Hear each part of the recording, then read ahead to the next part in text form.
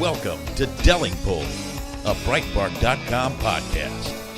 Here is the podcast host, James Delingpole. Welcome to the Delingpole podcast with me, James Delingpole. And I think I can call him my guest. He's my guest, Malcolm Delingpole, a.k.a. my father, Pa.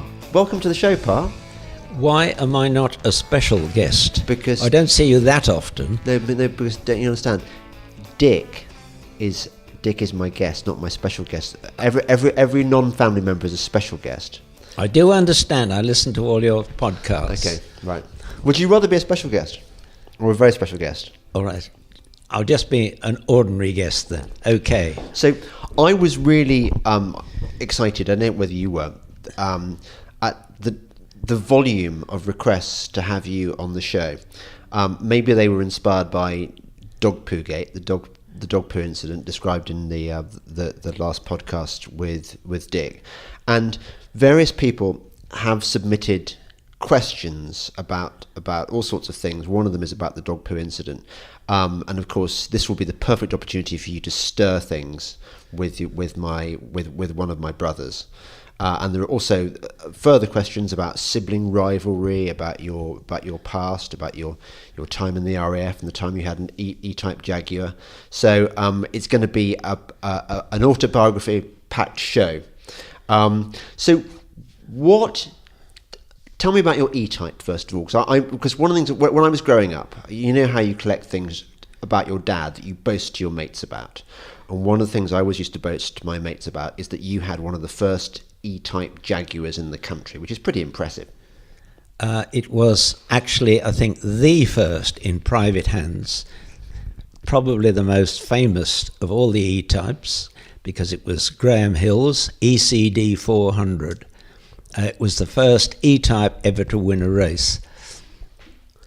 Well, you weren't a billionaire. How did my dad get hold of the first E-type private E-type Jag? That is a fascinating story. I had the most beautiful car ever built, an AC Bristol, which I had serviced by a chap in London called Bob Gibbons, who had a little garage in an alleyway in central London. One day he said to me, "Look, Equipe Endeavour, who have this E-type which Graham Hill races, they don't want to advertise it. They want it to be slipped out to a private owner with no fuss. Would you be interested?" Huh? Would I be interested? Yes. Oh my God. Well, that's amazing. Do you have any idea what it'd be worth if you still had it? Don't. It upsets me too much. I bet it. I mean, we're talking millions, you think? A lot more than I sold it for. Yeah, well, can you remember what you paid for it? About 7,000 or something like that. Right. Something ridiculous. So this was when you were a company director at the time? Company director. So you had a bit of money. Well, I think actually the company paid for it. I think it was a company car, so it probably never appeared in my name. Right. And were you married at this stage? No, I don't think so. Because obviously the next question is, I mean, what an incredible bird puller. Oh, it was, yeah. So I can't have been married. No, I was pulling birds, and that was an extra special bird puller. What colour was it? Blue, dark blue with vivid white lips on the front. It looked, well, it was a very fast phallic symbol. Right. And did you take it up to its full speed and stuff? I remember driving from London back to Birmingham along the M1, never dropping below 120 mile an hour. And there were no speed traps in those days, I imagine. There was no legal limit in those days. God, those must have been wonderful times to have a sports car. Yeah. I mean, don't you look at the world now and think it's really gone to pot? In those terms, yes. I wouldn't want to own a sports car today, no.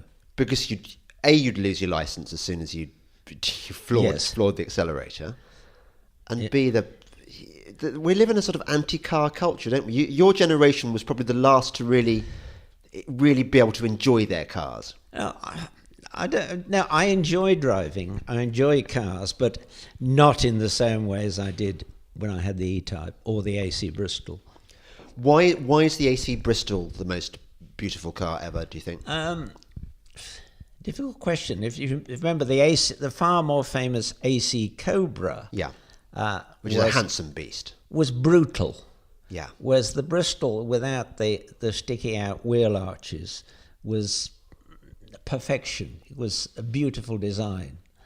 Was its performance as good as the AC Cobra? Oh no! The Cobra was a great big, powerful engine put inside a delicate little sports car. Not very good at cornering, I seem to remember you saying. What, the Cobra? Yeah. Yeah, probably better in a straight line. Yes. Yeah. And didn't you lose quite a few mates in AC Cobras? I lost a lot of friends driving racing cars. Yes, it was expected in those days that if you went motor racing, there was a good chance of being killed. Yes. And what was normally the killer? Was it sort of the steering column going through them, or yes, yes. It was.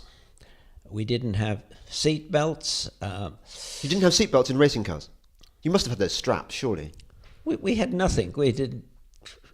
Are you talking about just driving on motorways? Because I mean, surely when you were racing, you strapped in with those. You must have had Seat belts. I remember them coming in later. There was no thought for driver safety in those days. And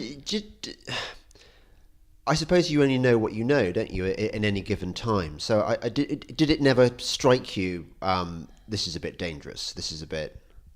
No, I when I drove the Dellow in the Macau Grand Prix, it was fun. I wanted to drive a sports car in a major race, and the danger never even occurred to me.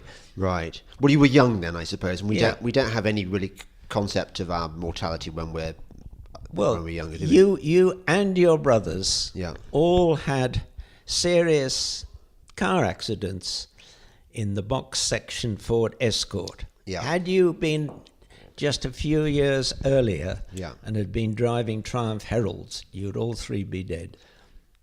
That's quite a sobering thought, actually.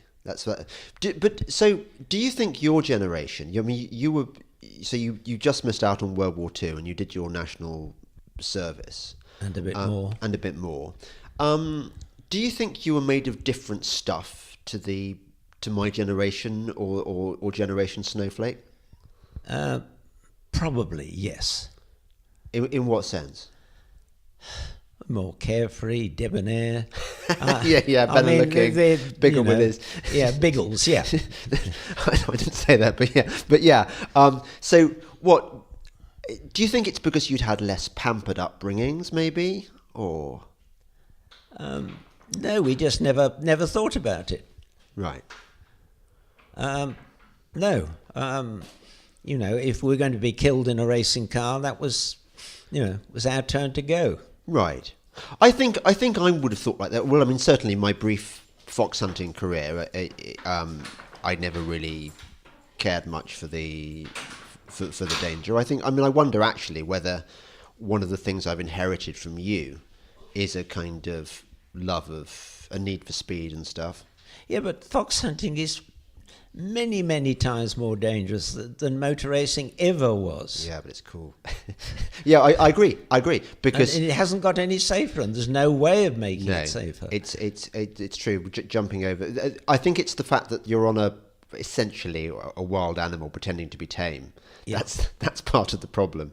I suppose that engineered cars are to a degree quite similar, and you know where you are with them, whereas you don't with a horse, and also you're going around a track. Yeah. Well, you're not on. Yeah, I see that, but nevertheless, I do think that possibly there is within us Delingpoles a kind of maybe we're slightly more devil may care than normal people.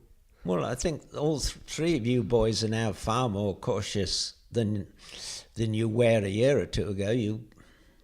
Well, yeah, it's because we're a bit older and we've got sort of wives or girlfriends, and we've got all this ghastly parental responsibility and stuff, I mean, you do slow down a bit, don't you, when you get older? Tell me, at least 3 people wanted to know, which is your favourite son? Well, there is a ready answer to that. I do have a favourite son. Yeah. But don't ask me which one it is, but by the time this broadcast comes out, it will be a different one. Is that how it goes? Yeah, it's never the same one 2 weeks running. Is that because you're slightly mentally erratic, or is it just because that's the way it is with parents? No, because that week, that particular son might have been polite or respectful. So is that how it me. goes? Well, you're constantly shifting us in your league table, depending on Oh, whether yeah. we've...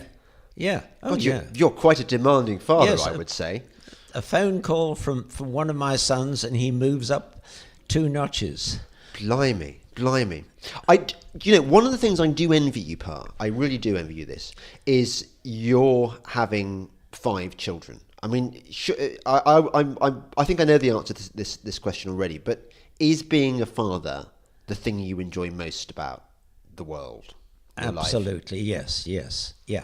That's something touching, I isn't it? always wanted to be, and having 5 children, nothing could make me happier.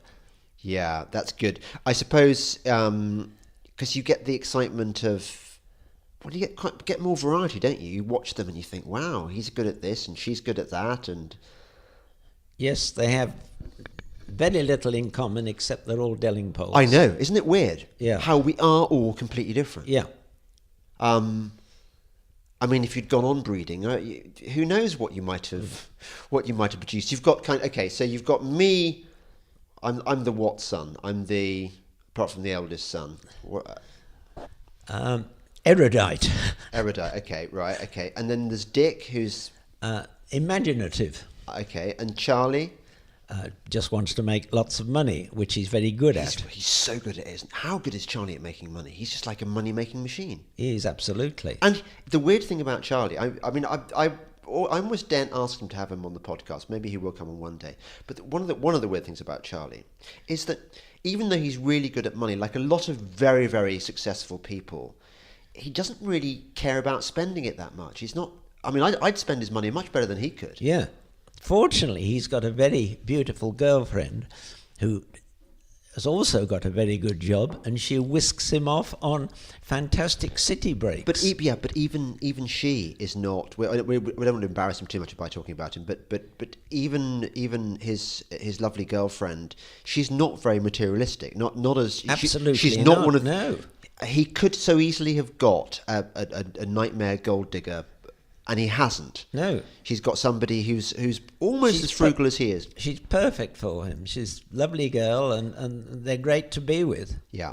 So you've got Charlie, who, with luck, when you fall into decrepitude, which I'm glad to say, I mean, you're 82, and you're going really strong. We'll come on to that in a minute. I mean, this is another thing I'm happy about, having you as my father. You're my genetic inheritance, and that's quite important. And actually, while we're on the subject of why you're a good father, another thing I like about you is that when I was growing up, even though I went through phases where I found you embarrassing, because every teenager finds his dad embarrassing at some stage, all my friends used to say, "God, I love your dad. He's so cool. He's great to be."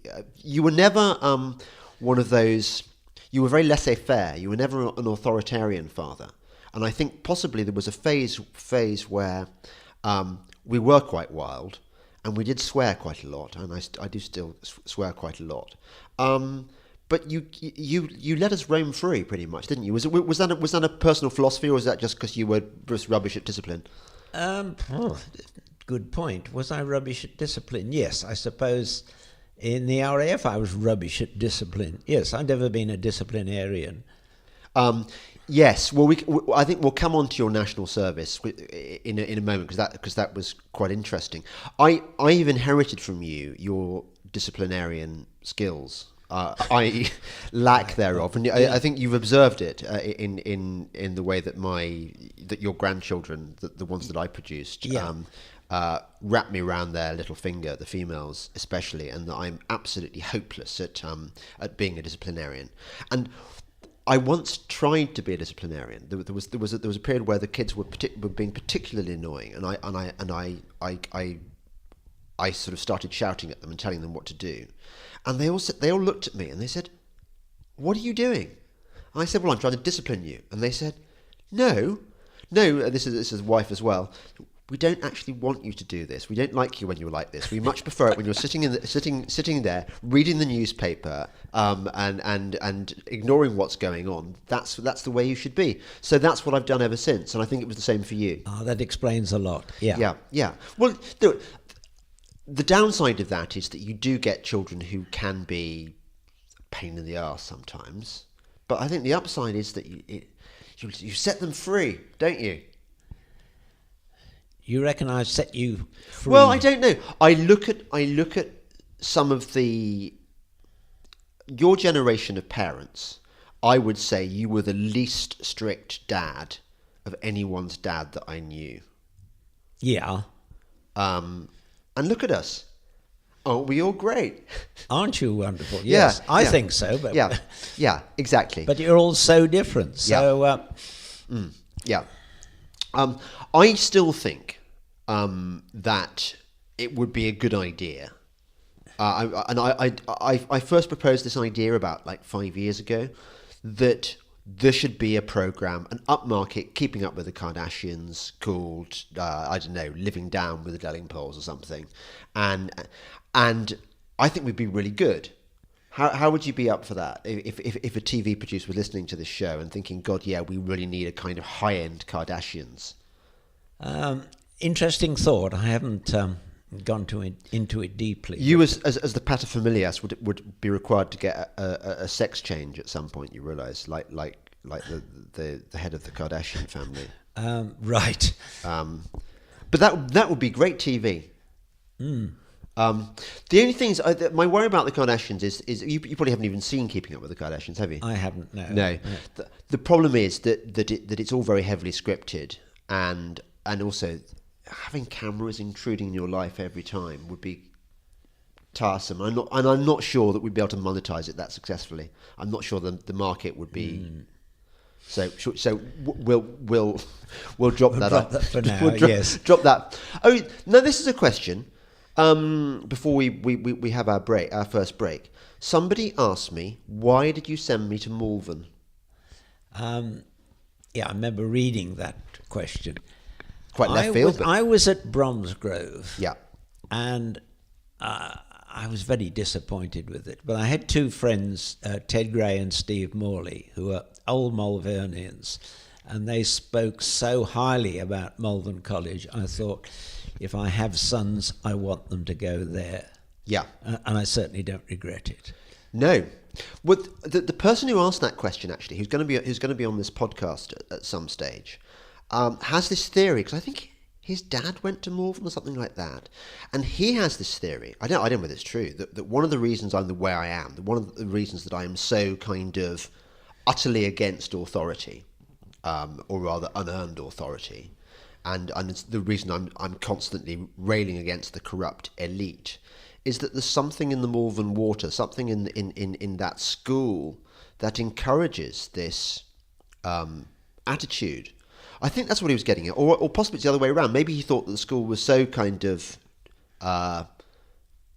sort of disciplined and sort of Victorian public school that actually it creates rebels who react against it. I don't know what his line was. Well, I mean, I didn't go to Malvern. You three did, and it certainly changed a lot between the time you and Dick were there and some years later when Charlie went. But it's remained consistently a good school.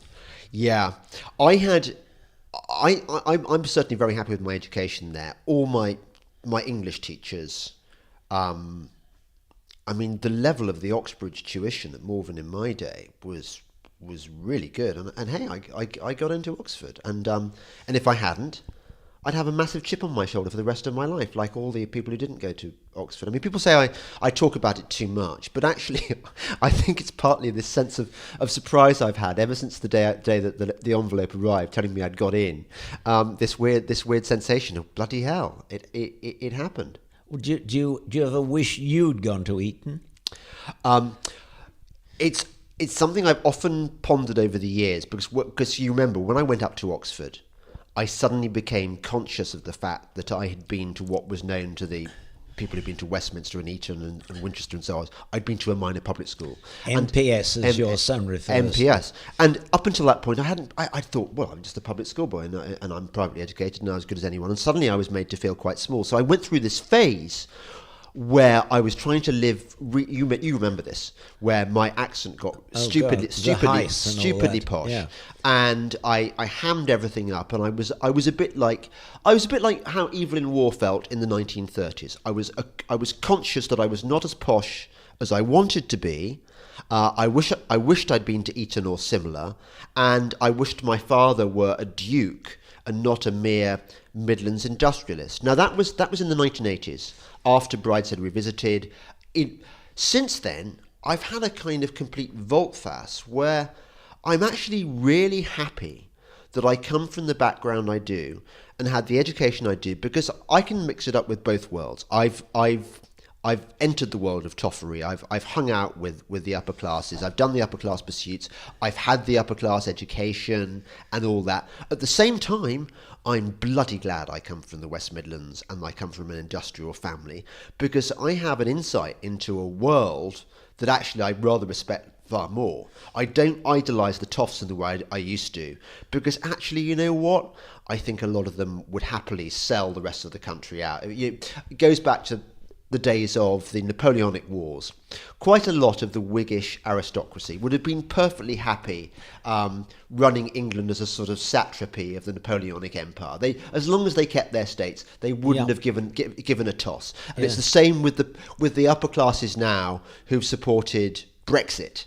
They would very happily sell their country down the river, don't care if the country is run by the unelected bureaucrats from the European Union, just so long as they keep their grants for their estates. That's all they bloody care about. I'm not dissing all the toffs, but what I am saying is I prefer the horny-handed sons of toil, people like you, people like my Uncle Perce, who made their money selling nuts and bolts, doing proper jobs, weren't dependent on the state. Fair point? Yeah, absolutely, yes. I mean, most of the people I know in Malvern are, inverted commas, academics. Yes, I mean, aren't they the worst? And they're all extreme lefties. Yeah. Believe in the myth of anthropogenic global warming yeah. and such like. Yeah. And remaining in the European Union. Yeah, exactly. Whereas, so I think that one of the because there were so few journalists really who came out for Brexit during the campaign. I remember going to the premiere of Brexit the movie. Yeah. And we were all gathered together, you know, people like me and Charles Moore and all the other, I mean, I can't remember list all the names now, Toby Young. But I thought, if a bomb goes off now in this cinema, that is England's best hope gone. Because we're all here in one building and we all felt like we were part of something. And most of the chattering classes were against us.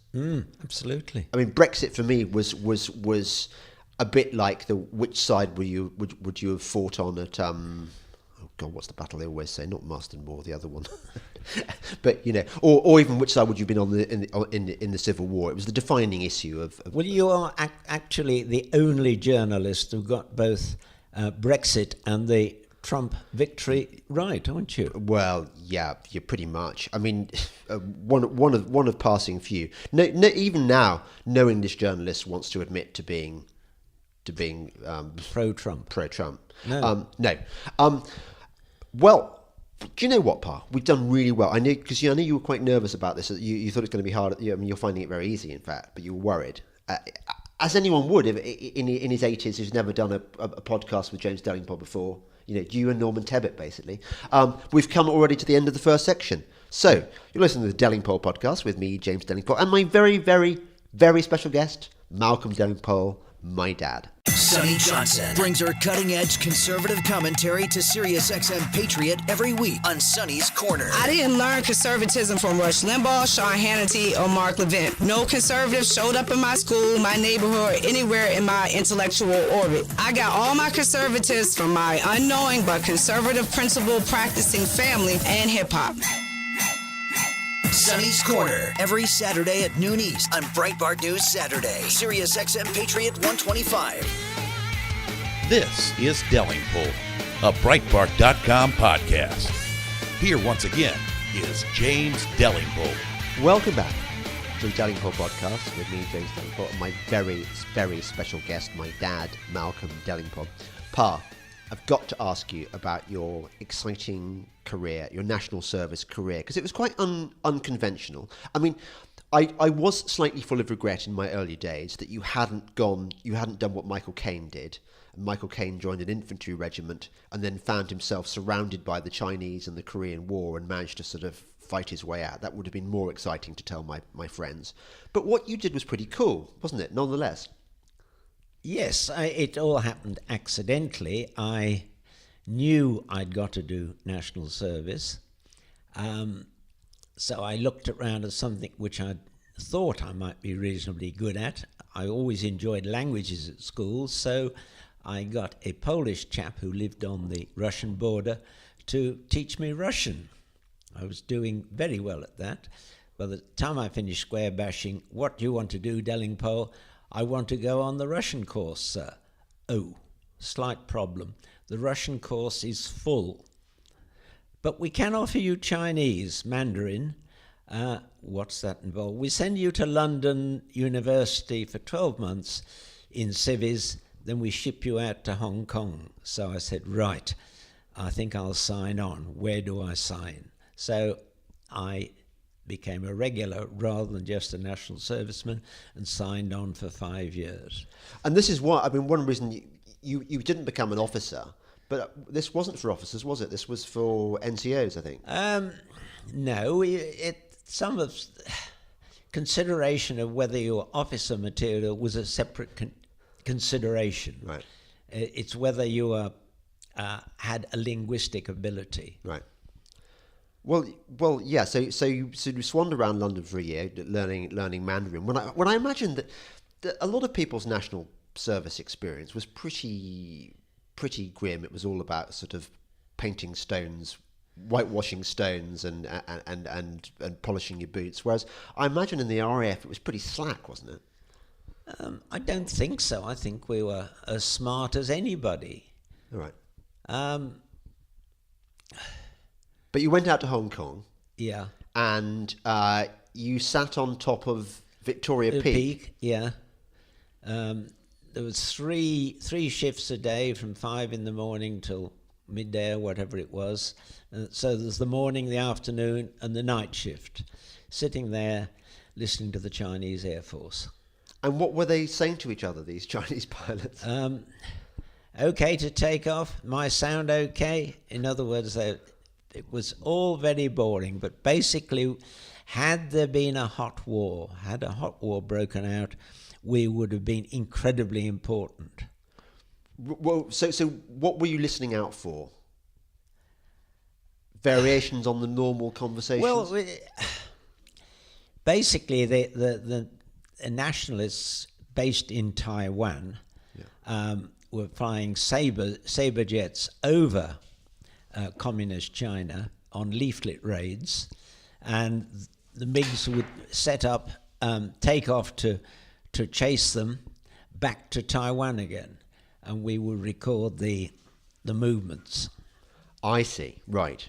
So probably you also, had a hot war broken out, you would have been a massive target sitting on your listening post on Hong Kong, which is dangerously close. Well, I did.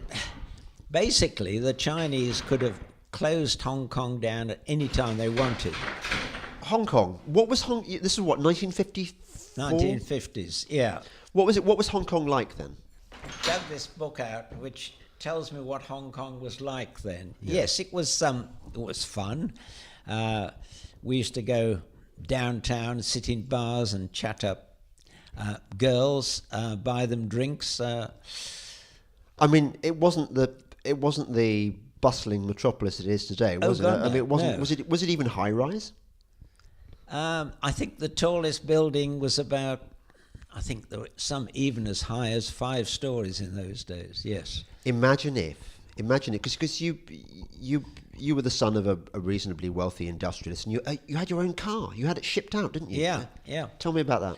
Right, I had, when I was in the UK, I had the Mark II Dellow, which would have been perfect for Hong Kong, because you could actually get 4 people in it. Unfortunately, when they tried to ship it out to me, the dockers or somebody at the docks stripped it of every possible part, headlamps, etc., and it went back to the factory. And my father and his partner Ron Lowe, hence the name Dellow, Delingpole Lowe, decided to send me the Racing Mark V, which was not suitable for Hong Kong. It would only take 2 people. You couldn't possibly get a 3rd or 4th person in. And it was not designed for hill climbing, but as you know well, Hong Kong is very hilly. Right. So I had this Mark V out there, and I drove it in the Macau Grand Prix. Right. Was it suitable for Grand Prix? Well, I think the word Grand Prix must be put in italics. I had a full Portuguese international racing license handed to me so that I could drive. Yeah. It was great fun, but the car blew up after 3 or 4 laps. Right, I see. But I can say I've driven in a Grand Prix. Yeah, well, that's not many of us. Not many of us can say that. Yes, I imagine there's going to be a few petrol heads who want to know a bit about the history of the Dellow, because hey, I mean, this is part of my heritage. I am the grandson, great grandson of a bloke who co-invented this car. Well, no, you're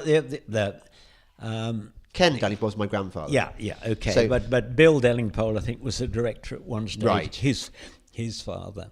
And the Dellow is kind of, well, there are different marks as we've established, but it's a fun car, isn't it? It's like a sort of noddy car. It was designed for mud plugging, for trials. Right. So what is a trial? A trial is a hill climb up a muddy track. Right. Timed. So you all... No, it's in sections. Right. So it's the difficulty of getting up the muddy track. Right. It's so designed that you've got to be very clever to get to the top. Right. What? So you've got to have kind of good low gears, or was it more than well, you've that? got to have the engine as far back as possible. Yeah. You've got to have tyres as low as possible pressure. You've got to have a heavy passenger who's prepared to bounce up and down like mad so that you're constantly getting grip. Great fun. This sounds to me like a sort of 50s thing that people don't do anymore. Presumably they do, but yeah. I mean, you think of all the things that have been, all the sports that have been invented since, like kite surfing and I don't know, all these... What else they've invented? Well, everything they've invented since the 1950s. I mean, there wasn't really much by way of entertainment, was there, in those days? Well, if we could talk for a moment or two longer about the Dellow, it was basically we built 300 of them. Yeah. And I think about 275 are still going strong. Those who've got them get great enjoyment out of them. They still do the 3 main trials, the Land's End, the Exeter and the Edinburgh, and you can still buy a Dellow for about £7,000. They've never appreciated greatly in value because it was a Ford old side valve Ford engine. The bits are readily available. What happened was people used to bring in their broken down or written off Ford Prefect or Anglia. We would get rid of the body, put the engine and axles onto a rocket tube chassis, put an aluminium body on, and hey presto, you'd got a nice little sports car. And a number of very wealthy men today swear by their first car, which was a Dellow. Yes, I want to be one of those people with a Dellow. I think it'd be wrong if I don't get one. Yeah, so I want a Dellow, and unfortunately, you haven't got one that you're going to bequeath me. No.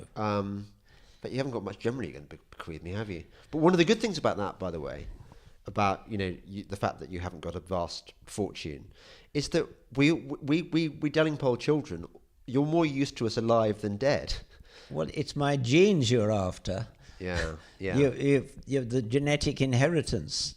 The longer I live, the longer you think you're going to live. Is that the most important thing you think a father can give to his children, his genes? Or do you think there are what are the other things that a father needs to give his children? Money, obviously not being one of them in your case. No, I think genetic inheritance is probably the most important. Right. Yeah, you haven't got... I'm bloody glad you haven't got Alzheimer's yet.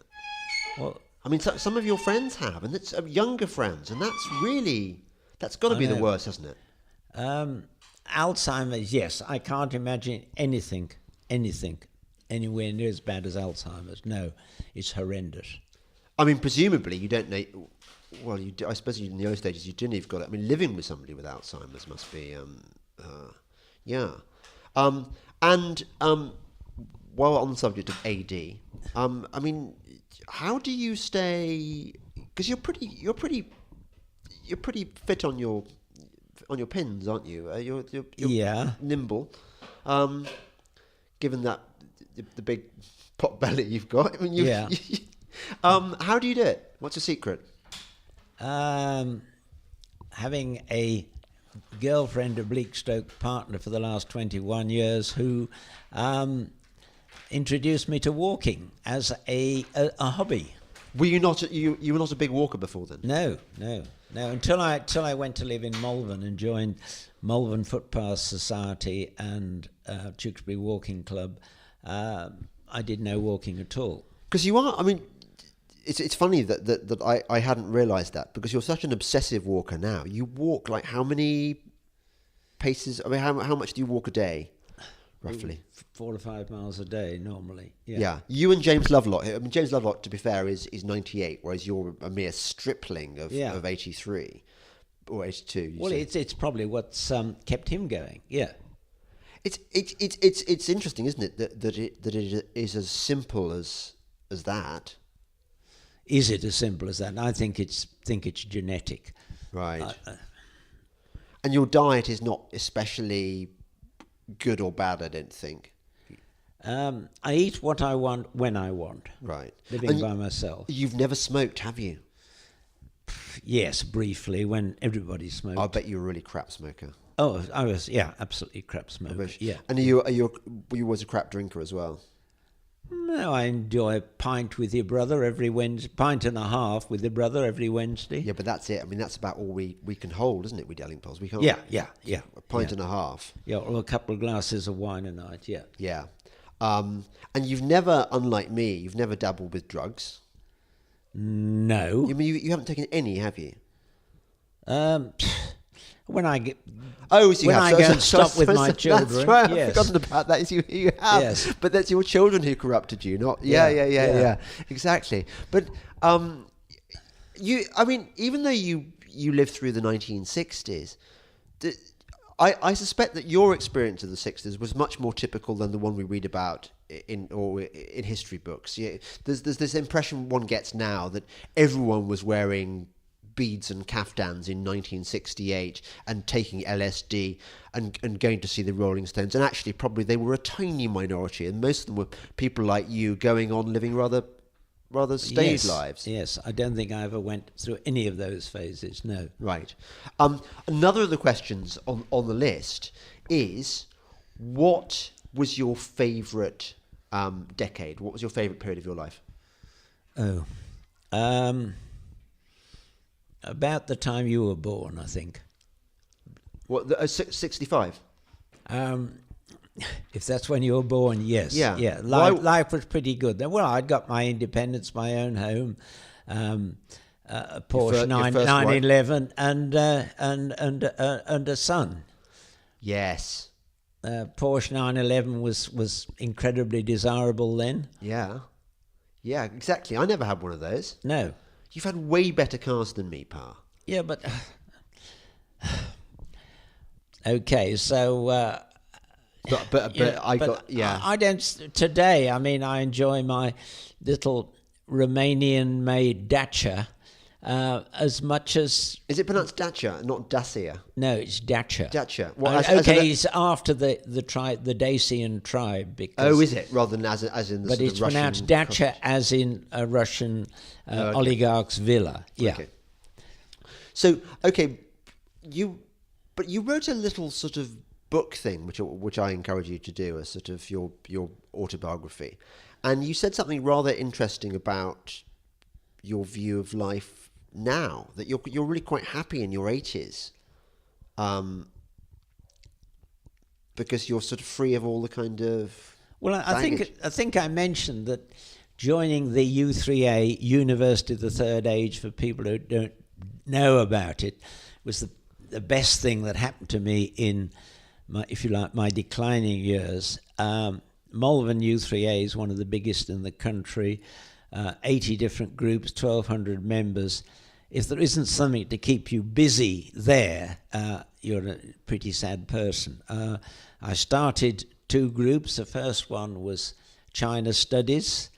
I assembled a few people. I said, right, we're starting a China Studies group. Answer these questions. Which do you want to do? Do you want to learn the language? Do you want to learn how to write Chinese? Or do you want to know about life in China today? And almost to a woman, and they were virtually all women, said they wanted to know about life in China today. So I bought every book on the subject, particularly Yung Chang's Life of Mao.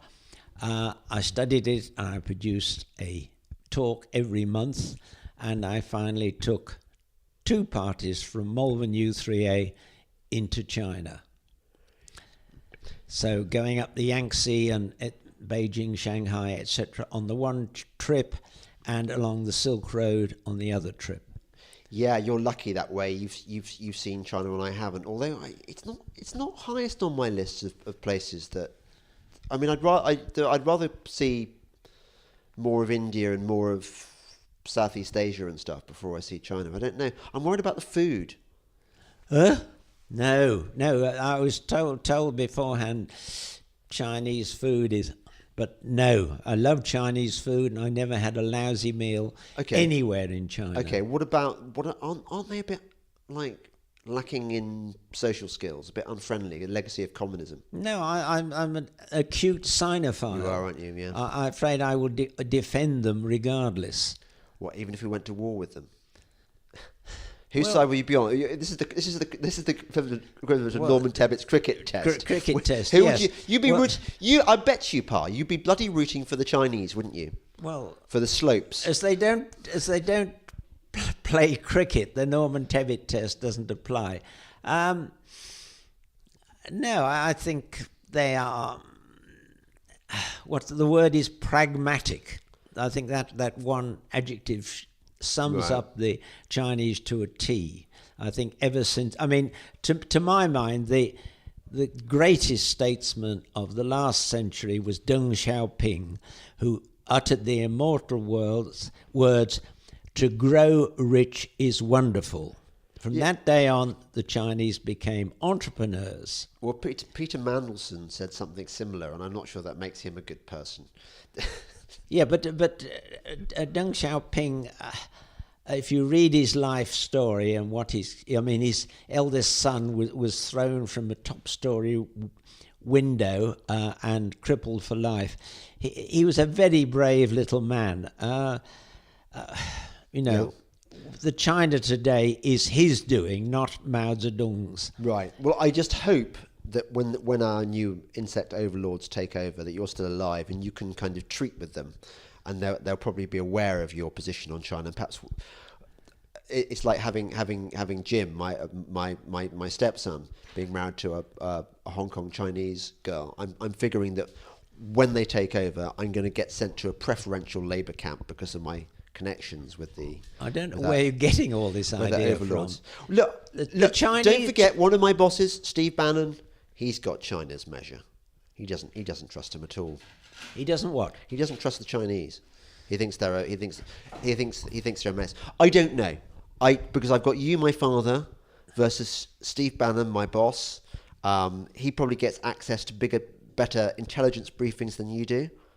But you're my dad, so who knows? Who knows? Anyway, look, we're not going to resolve this one. You're listening to the Delingpole podcast with me, James Delingpole, and my very, very, very special daddy guest, Malcolm Delingpole.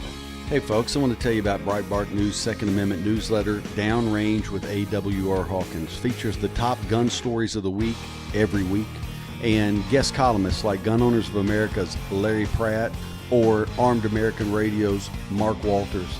Also features a review of a firearm or firearm accessory each week. The newsletter downloads on Thursday, comes right to your email inbox. You can subscribe at Breitbart.com/AWR. This is Delingpole, a Breitbart.com podcast. Here once again is James Delingpole. Welcome back to the Delingpole podcast with me, James Delingpole, and my very, very special fatherly daddy guest, my father, Malcolm Delingpole. We haven't got round to probably the biggest burning issue of the day, which is dog poo gate. Whose fault do you think it was that you ended up treading in dog poo that night of the curry? Well, it was yours. It was mine.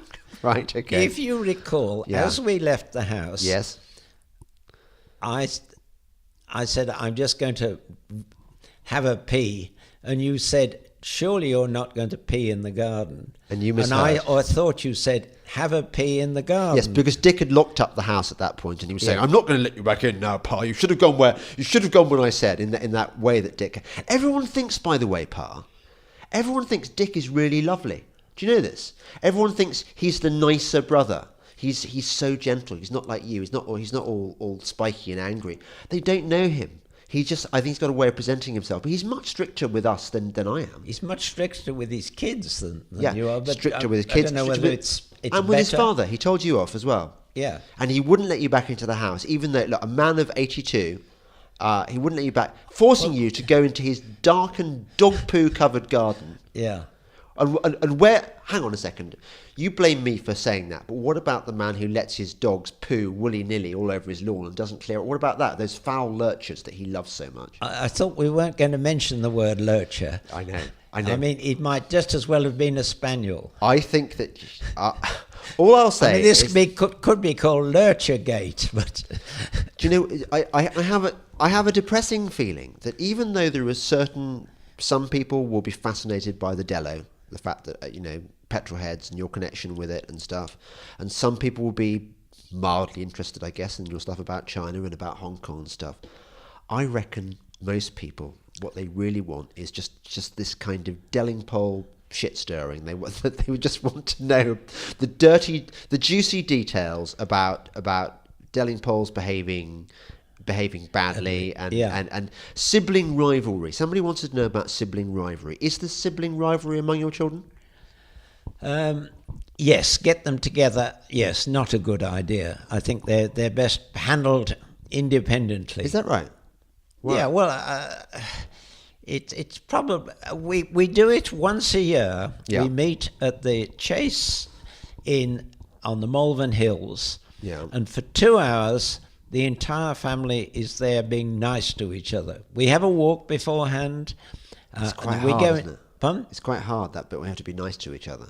Yeah, well, I think you can probably just manage to be nice to each other for 2 hours. But some of the children that you've bred, some of them have left-wing politics and green politics, for God's sake. How did that happen? What did you do wrong there? You've bred not one but 2 daughters who have really, really dodgy politics. Well, perhaps the one lives in Brighton, and Yeah. it doesn't really pay to be right wing in Brighton. So you think it's a survival mechanism? Or did they go to Brighton because they're left-wingers? Or is it because they're... it seems to me that the female line of Delingpoles are more predisposed towards stupid lefty politics than the male ones generally. Yes, I mean, we don't know what Charlie's politics are. No. Charlie's a businessman. Business people are politically neutral because they want to accommodate themselves to whatever regime's going. Yeah. All they care about is the business environment. It's an interesting facet about business people. Yeah. Oh, I think he's absolutely right to be that way. I don't think he could do what you're doing at the same time doing what he is doing. No, but I'd be bloody useless at what I'd be doing if I had his politics, wouldn't I? I mean, imagine not having a kind of view on everything. Yeah. Whereas I think there aren't many issues where I don't have a view. No. Do I get that from you, or from Mother, or from where? I don't know. I mean, Charlie probably has a view, but he's not going to express it. No, he's not. No, because it doesn't get him anywhere. I like the way Charlie uses words like suboptimal. Yeah, that's such a. Isn't that a wonderful business word and a fantastic Suboptimal, low key put down? Yeah, I used it on somebody once, and I really loved using it. I like that solution is suboptimal. I said, and it was just like so witheringly contemptuous. Did you think I was going to end up doing this kind of rubbish career that I do? Well, even you thought you were destined for a career in the city. We're talking about when I did the milk round in my last year at university, and I thought, that was what everyone else was doing. This is just before Big Bang, wasn't it? So inevitably, that was where people were going. But I also went through periods where I wanted to be an archaeologist, where I wanted to be a barrister, where I wanted to be in the SAS. None of those came off. Well, don't you think you were always destined for the literary world? Yeah, but are you kind of happy with the way I've turned out?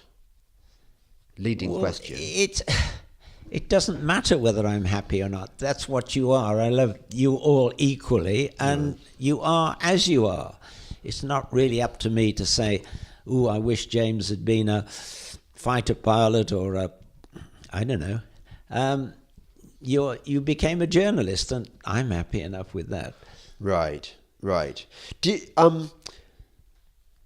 you think who made you? Did you give me your politics, or did I give you mine? I think I get my politics from you. Yeah. Yeah. You. I think you were less. I was not. I was apolitical, I think, before you entered the political arena, and I read your books and your articles and followed you in the Telegraph. Yes. So I red-pilled my dad. Tell me, because there are mixed reports on this. Was I always political, or did it sort of express itself later on in my life? I think you'll have to tell me that. Oh, great. So two old men trying to remember something they can't. Because some people say to me, "Oh, I remember you when you were younger, and you weren't at all political." I think I just didn't feel the need to express my views. Well, I mean, you look at your contemporaries at Oxford, you know. They're all Boris sellouts. They're all sellouts. Every one of them. Yeah, exactly. Even Gove, by the way. Yes, even Gove. Gove has his recent thing on neonicotinoids, and I did try and say to him, Gove, look, you're going to be got at by these people, and I can see why they do it. It's the green lobby are so Friends of the Earth, Greenpeace. They are so entrenched and so powerful, particularly within the EU, of course, but with the apparatus of state generally. That, of course, if you're going to be if there's any way as a Conservative that you can get in with them, it's going to be, hey, look, see how open-minded I am. I can, we're not anti-environmentalist. Yeah, well, none of us is anti-environmentalist, but actually, if we read the science and look at the facts, we're not going to support this bullshit like banning neonicotinoids. No, absolutely not. I mean, yes, he has sold out, but I didn't know whether we were going to get round to this. I mean, I didn't know how disappointed you were with what he's done. I'm really gutted. I still love him, and I would still be happy if he became Prime Minister. But it's just like, what things are, well, actually, I'm not going to ask you what things I've done that have disappointed me. But when your son does something stupid, it's just like beneath your expectations of him. That's how I feel about Gove. Just like sad. Like, I don't know. Yeah, I mean, still, JRM is the only one. Jacob Rees-Mogg. Yeah, is the only one who seems totally. Jacob, this is what upset me about. The only thing that upset me about my podcast with Tebbo last week. Tebbo, by the way, looks a lot like you, Lord Tebbo. The only disappointment was where he didn't root for Jacob Rees-Mogg in the way that I might have hoped. And his line was, Jacob Rees-Mogg, not having had any ministerial experience, was therefore unsuited to jumping into the office of Prime Minister. Which I think is, you could make that argument about Donald Trump. You could say he's never been a senator. He's never been even a congressman or a district councillor. Yeah, district councillor. Well, hey, it hasn't stopped him being like one of the greatest presidents ever. Absolutely, yeah. Hey, that's going to piss off so many people, isn't it? Apart from all the listeners of this show who I think kind of love Trump. But it doesn't. There is too much of an obsession, I feel. Certainly with our media class, and apparently even with Lord Tebbit, with this idea that you've got to pay your dues and work your way up the ladder. Yeah, exactly. Yeah. Just so the fact that Jacob Rees-Mogg is untainted by having to compromise and be got at by civil servants. These seem to me eminently. Eminent qualifications for being Prime Minister. Absolutely. He's just going to be his own man, and you can never imagine Jacob Rees-Mogg doing something purely in order to make himself look nicer with whoever. He everything he does is about principle. Yeah. We're both pausing here to just think how wonderful it would be if Jacob Rees-Mogg got to be. Well, I mean, that's why Trump is such a breath of fresh air. Do you ever meet anyone apart from me and Dick who thinks Trump is great? Yes, I have a married lady friend in Malvern who we. You have a special Trump time with her. We talk daily about. She follows Judicial Watch. And any other site that's pro-Trump, and we discuss it, but nobody else at all. Because there aren't many. There's Our philosophical discussion group. There's just the two of us in that circle who are pro-Trumpers. Yeah. What do you like about him? He is an absolute breath of fresh air, and well, of course, more than anything, he has not gone along with the Paris Climate Convention. Yeah, that's the finest thing. If he's remembered for anything, I hope it will be the appointment of Scott Pruitt and what those two have achieved together. I know I was down on Scott Pruitt in some of his early days because I think he maybe rightly so. I mean, I was getting briefings from people within the EPA that he wasn't quite on top of the job, but he seems to be doing pretty well. So Trump was right to pull out of Paris, and I don't think it's just.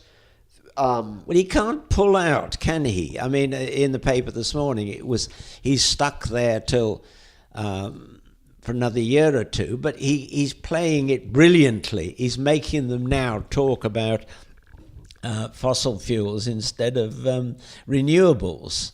Hang on, I'm just going to pause it here because you know why? I'm getting a sugar-low. I'm not getting all the words out. Do you get this at all? What? If you haven't eaten enough, yeah, no, it can get really bad. I know your son. Yes, my son. No, I get it as well. I get hypoglycemic, and I just go all doolally, and I can tell when my vocabulary starts going. That I know I'm in trouble, and it happened on any questions once. It's really nightmare. Hang on, just so back after a bit of toast. After that little breakette, that was because I was having a hypoglycemic episode and I got some of my delicious, you've tried it, didn't you, Pa? What do you think of it, of my special sourdough loaf? Excellent. I mean, aren't you proud to produce a baker of that caliber? Absolutely. Yeah. So I had homemade sourdough bread with almond butter and Greek honey. How about that? So I'm feeling revived and ready to tackle the last questions that. Now, this was an interesting question. This was a latecomer from somebody who follows me on Twitter but very rarely tweets. And he wanted you to talk about the development of the British industrial fastener industry, 1970 to 1988. Do you know who that person might have been? I wonder who that could have been. It could have been someone who, when he first started out on his business career, said, "Look, Pa, I want you to sit down and write down every mistake you ever made in business." And I realized then how serious he was. So I went through my entire business career which was always in what are now called industrial fasteners, but we used to call bolts and nuts. And I unearthed everything that had gone wrong. He says, "Well, I need to know, because when I start my business career, I don't want to make any of those mistakes." He is so meticulous, isn't he? I think all those people out there who look at entrepreneurs and they think, "Oh well, if I'd been in the right place at the right time, I too would have made all that money." Well, maybe, but certainly my experience of watching Charlie build up his businesses, he is meticulous, he is driven, he has got an eye for every tiny detail. He's just on the ball all the time. And I couldn't do what he does. I think you need a particular mindset to be able to do it. I think his greatest secret is that he surrounds himself with what you might call greybeards, people with a lot more experience who've succeeded in their business life, and he listens to what they say. Yeah. He does. He listens, actually, when he listens to you, he listens to you with an almost disturbing intensity.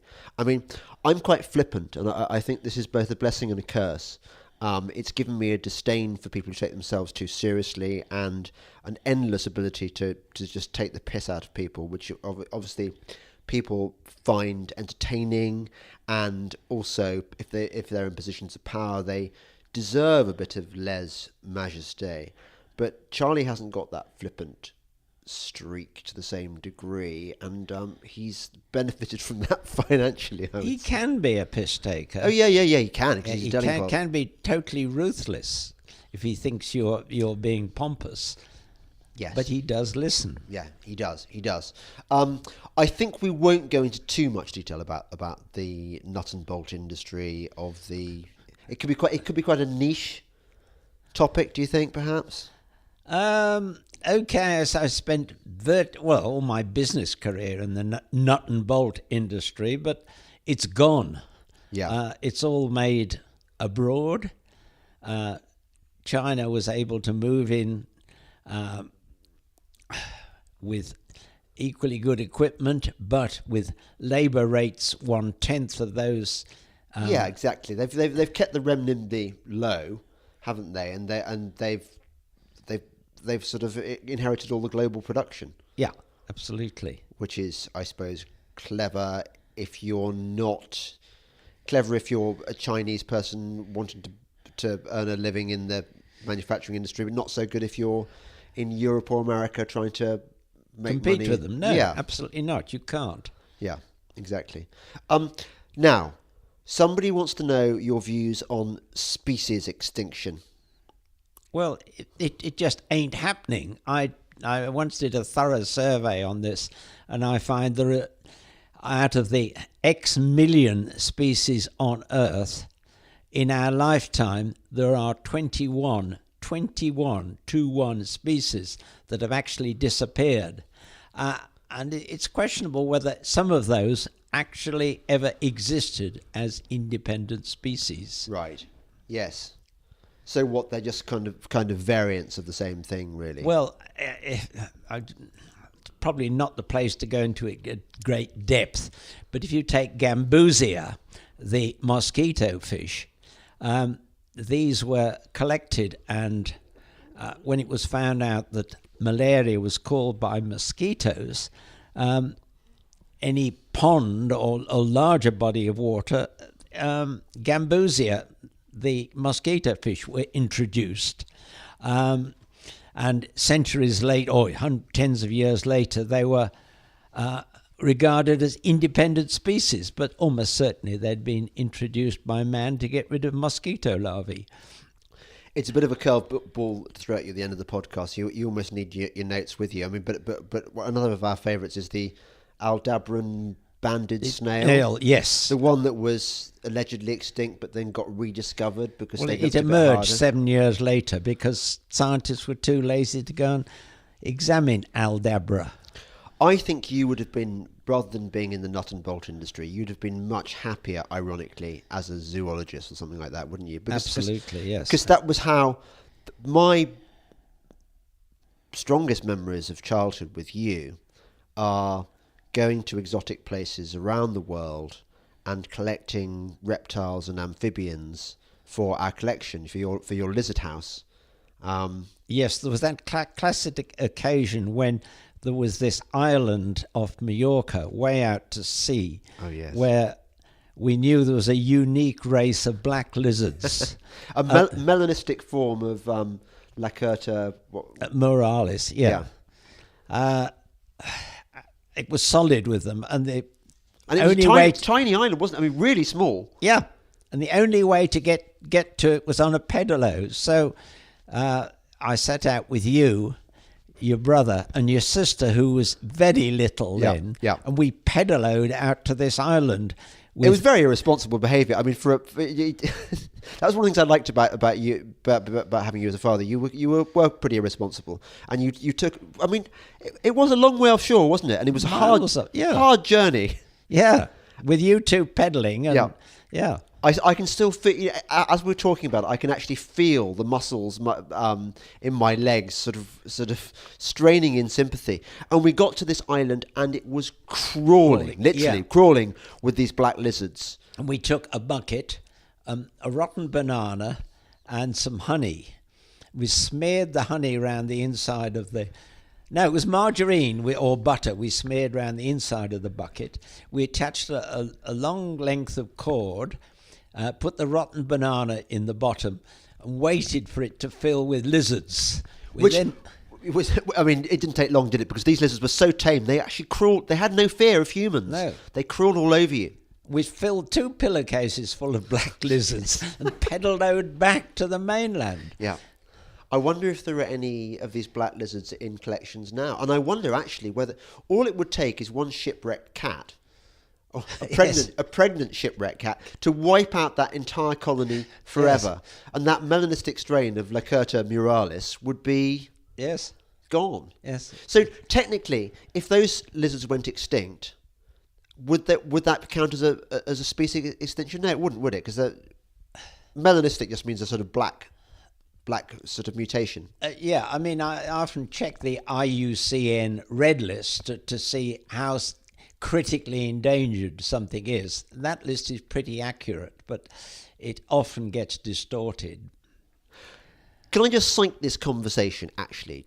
I get so much... You know I do, because you follow me on the internet and stuff.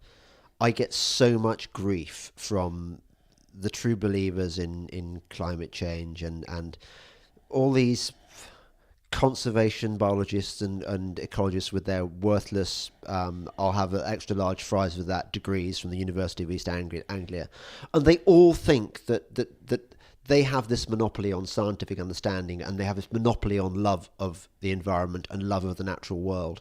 And I have to say, guys, my dad and I we've been interested in this shit for at least as long as you have. Absolutely. We care about the natural world. I'm with Matt Ridley on this one. Matt did he's zoology. great. He gets it. He understands it in the way that Michael Gove doesn't. That it is quite possible to love nature, be interested in the natural world, like walking and all the things that we enjoy doing, without buying into all that kind of eco-Nazi shit that we've had fed to us by But there's no money, in our view. No. There's X trillion on the other side of the argument. So if you want to enjoy educating your kids privately, having expensive holidays, you go on that side of the argument. Exactly. Well, the one question I haven't asked, we may as well ask it to round up off the podcast, is Judge Dredd or Rogue Trooper or Nemesis? Who's your favourite? I saw you'd got that on the list. I mean, I used to read Judge Dredd, but honestly, I haven't followed the others. So, you used to read them. You've just forgotten because you were an avid 2008 AD reader. Yeah. But I don't remember the characters. I met Mega City 1 and all that sort of thing. And you remember Splundig Verthrig? Yes. And you remember Congratulations, Agent Rat, another triumph? Yes. Yeah. Well, on that slightly pathetic note, I think we should conclude this otherwise generally wonderful podcast. You're listening to the Delingpole podcast with me, James Delingpole, and my very, very, very special daddy guest, Malcolm Delingpole. Thank you for listening, and goodbye.